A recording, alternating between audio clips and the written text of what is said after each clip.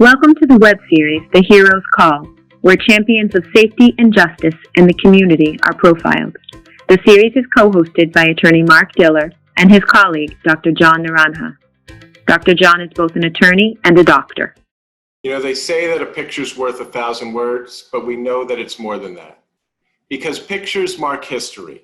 And when they go viral, they can create an entire goodwill movement. Today on The Hero's Call, we will be featuring Cara Soulia. She's a local photographer who founded the Front Steps Project. The project has raised more than $1.85 million to date for local charities. Cara, welcome to The Hero's Call, and thank you for being here. Thank you so much for having me. I'm so happy to be here. Great. So first thing I'd like to ask you is, why don't you just tell us who are you and what it is that you do when you're not running the Front Steps Project? Sure. So I am a newborn and family photographer. I live in Needham, Massachusetts, and I serve clients all over the greater Boston area. And I also photograph preschools. Talk to us a little bit about the Front Steps Project. I know you started it right after the quarantine, but tell us what was the origin of it? How did it start? Sure. So like I said, I'm a photographer, and in the early springtime is when I do a lot of my preschools. And for us in Needham, the first case of COVID was announced March 12th, and our kids didn't go back to school after that day. And at that time, the schools that I would have been photographing were also closed. So I was kind of left with this wide open space in front of me with no work, and what am I going to do? I mean, many people were thinking, what am I going to do? But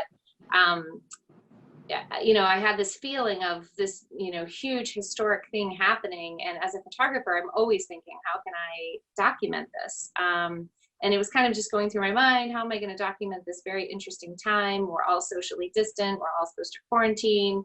And that was when my good friend, Kristen Collins, called me and said, I have this idea. And she said, what do you think about trying to photograph all these families who are suddenly all home together? Because unless you're working in healthcare or you have a frontline worker in your family, for the most part, everybody was home together. And it's a super unusual, unique time. And as soon as she told me the idea, I loved it. And she said, oh, wait, there's more. What if we were to combine this idea of taking the family photo with a charitable component, where instead of asking for money, where they would pay me to take the photo, we would instead ask them to make a donation. And for us in Needham, we chose the Needham Community Council. So that was where we had said, we'll come and take the picture, and then please make a donation to Needham Community Council. They support the food pantry in our town. They're a very well-known organization in Needham, so people are happy to get behind the initiative, and we're very motivated to do it because they wanted to support the food pantry in our town. That's really how it all got started. How quickly did it kind of escalate? How was the initial response?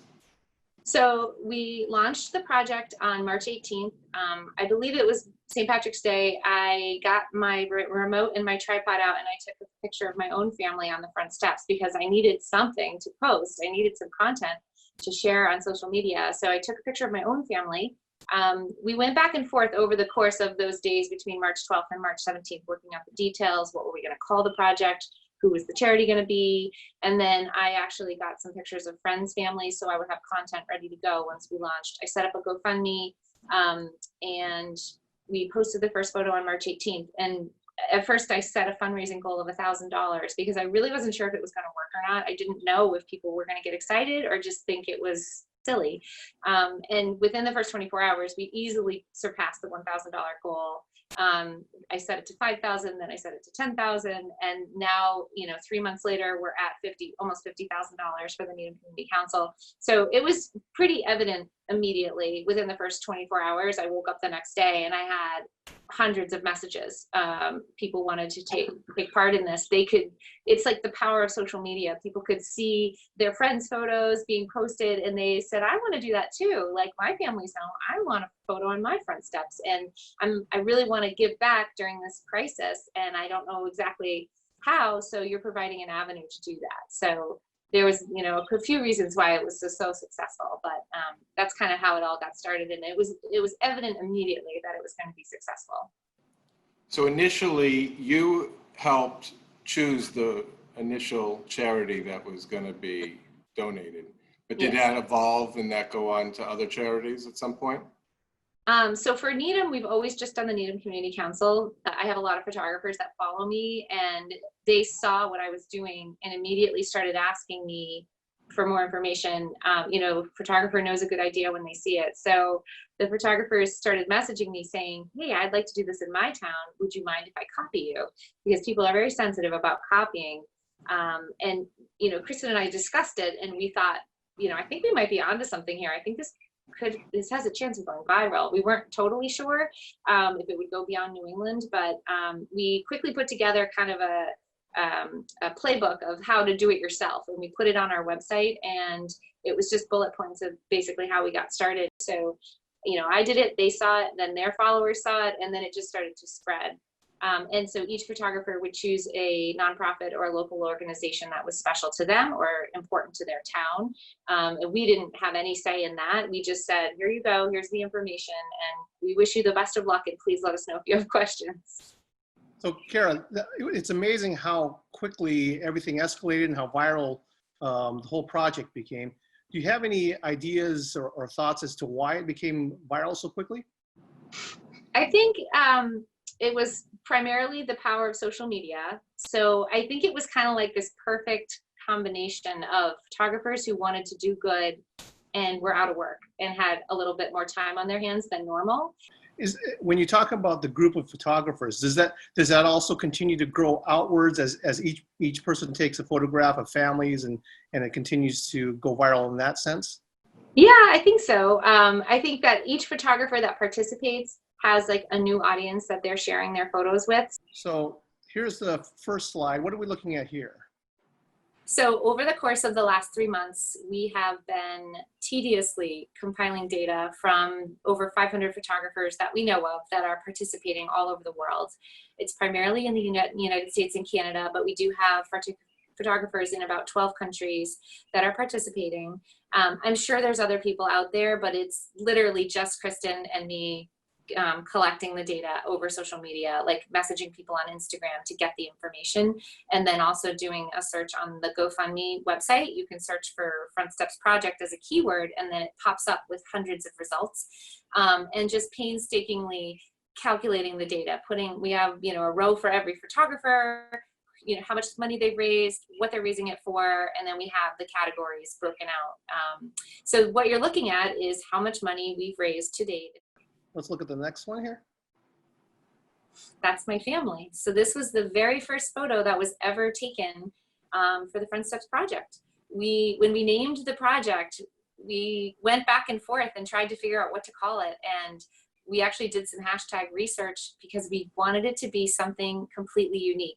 There was not a single photo on the hashtag until I put my photo up, my family's photo up. So it's pretty exciting. If you look at it now, there's something like 30,000 photos on the hashtag. And some people are using the Front Steps Project and other people don't use the, but we know it's all the same thing. So it's actually more than 30,000, but it's pretty unbelievable. My husband said he's the one who came up with the name, the Front Steps Project. And I can't honestly say with 100% confidence that it was his idea, but he's taking credit for it and I'm just gonna let him have it. I mean, we kind of joked about it at first, like, I said to my husband, we got to make our photo good because it could go viral, haha.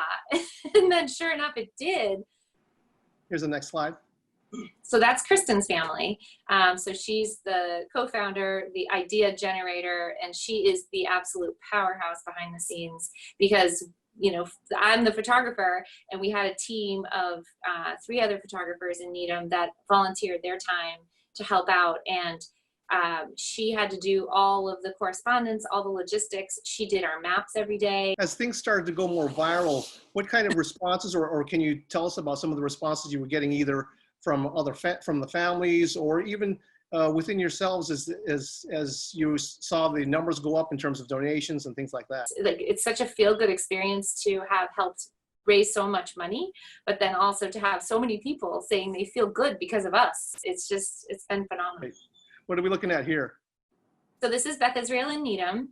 I have a friend who works there, and she called me and she said, what do you think about doing a Friend Steps photo at Beth Israel with some of the people working here? And I immediately saw the picture I wanted to create in my mind. Like, I could see exactly what we're looking at in my mind. I imagined them all coming out in blue scrubs. I actually didn't know they were going to be in blue scrubs, but in my mind they were. And sure enough, I got there and they all marched out of that door behind them. I have goosebumps talking about it. And it was like an army of these people on the front line coming out, and they all spread out 6 feet apart in their masks. And it was such a moment. It was just, it's so, like, I'm speechless about it because it was just such an important photo that I took. And it was like, these are the people that are out there working on the front line to keep us safe so we can stay home. Yeah, it's definitely a powerful photograph. What are we looking at here? So this is a family in Needham that was participating in the Friend Steps project early on. And I went to their house. I pulled up and not everybody was ready. The mom, you can see they have 4 kids. They have a lot going on and a dog. And the mom was trying to gather everybody, and she gets everybody on the front steps, and her husband's missing. And you can tell she's a little bit frustrated. Where is he? And so she yells up the stairs. The stairs are right behind that door. Come down, let's go, hurry up, because she's got to get on to the other houses. And everybody turns to face me, and I can see the husband coming down the stairs, and he looks at me and he goes, shh, like that. So nobody has any idea that he has a costume on, and they're all standing there posing, waiting for me to take the picture. And he steps into place right behind her, and she looks at him, and then she does a double take, like, oh my gosh, you've got to be kidding me. You did not put on that Larry Bird costume with the wig. And it was just like one of the funniest things that had happened up until that point. Like, I had only been out for a couple of days at this point. It's just people trying to have fun with it and show some personality in the photos. That's great. How about this one? So I didn't take this photo. This was taken by Topher Cox. The 2 photographers in Needham that stepped up right away were Katrin Dunphy and Topher Cox. And this photo was taken by Topher Cox, and it is someone's dog that was out on the steps, either waiting for the family to show up, or maybe they had already done the family photo. But this is just a statement about the fact that everybody wanted to include. I can't tell you how many families I have with dogs on front steps. It's clear to me that we've been living history for the last couple months. And can you share with us a little bit about what it was like for you to go out and photograph all these families during this critical time? Can you share with us what the energy was like, seeing it firsthand? Sure. So I would say overall, people were so excited to see us because they had been home for several weeks with nobody but their family, and people were so excited to see somebody that was not a family member. It was an excuse to get dressed, take a shower, brush your hair. Like, some people came out in pajamas and were just like, this is going to be real life. Other people put a little more effort into it, but it didn't matter. Either way, people were so excited to do something unique and fun. And who doesn't want to have a photo of their whole family on the front steps? Many times, older children that maybe have been off at college had come home, and many comments from moms about, I haven't had all my babies under the same roof in such a long time, and this is so special to me, and I'll never forget it. And that really was the goal, like, to take these photos of a time that you'll never forget this. You'll look at that photo and you'll never forget this time that you were all together under one roof during this pandemic, and, for better or for worse. So for me, it was just such a fulfilling experience, rather than just sitting home being worried or stressed. It was like a place to focus and to just do as much good as possible. It was a very, very crazy month in my life. I wouldn't change a thing. It has been an absolutely life-changing experience. What's next for the Front Steps project? So we just signed a book deal with West Margin Press, which is a subsidiary of Ingram Content, and we will be making a photo book. It comes out in November 2020, and it will be just to commemorate the hard work of all the photographers all over the world.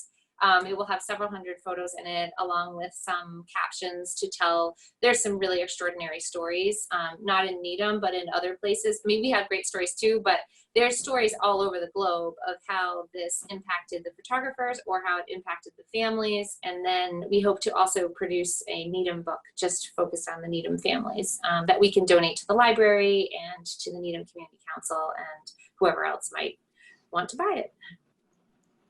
Prior to this in the Heroes Call, we've been featuring people who can be inspirational to others. And this is our first time where we're interviewing somebody who has already had such a tremendous impact and has already inspired so many other people to do great things. So thank you for that on behalf of us and on behalf of the community. It's been a real pleasure talking to you today, and we thank you for everything you're doing. Thank you, Cara. Thank you so much. I love being able to share the whole story with you and your audience.